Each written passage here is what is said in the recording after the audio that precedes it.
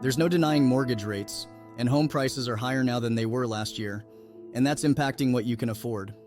At the same time, there are still fewer homes available for sale than the norm. These are two of the biggest hurdles buyers are facing today.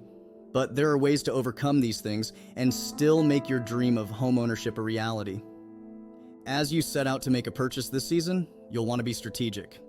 This includes taking a close look at your wish list and considering what features you really need in your next home versus which ones are nice to have.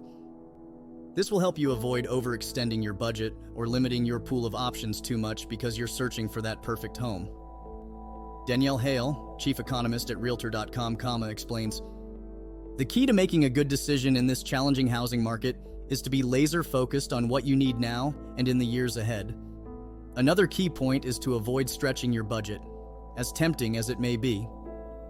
To help identify what you truly need, make a list of all the features you'll want to see.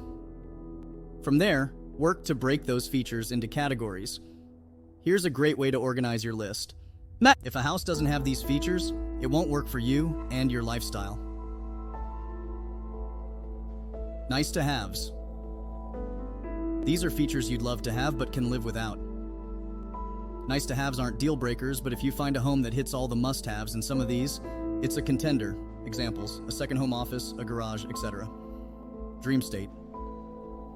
This is where you can really think big. Again, these aren't features you'll need, but if you find a home in your budget that has all the must-haves, most of the nice-to-haves, and any of these, it's a clear winner. Examples: a pool, multiple walk-in closets, etc. If you're only willing to tour homes that have all of your dream features, you may be cutting down your options too much and making it harder on yourself and your budget than necessary. And while you'd love to have granite countertops or a pool in the backyard, those are both things you could potentially add after you move. Instead, it may be best to focus on finding the things that you can't change, like location or a certain number of rooms. Then you can upgrade or add some of the other features or finishes you want later on.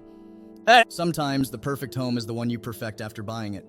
Once you've categorized your list in a way that works for you, discuss your top priorities with your real estate agent. They'll be able to help you refine the list further, coach you through the best way to stick to it, and find a home in your area that meets your top needs. With the current affordability challenges and limited housing supply, you'll want to be strategic so you can find a home that meets your needs while staying within your budget. Let's connect to make that possible.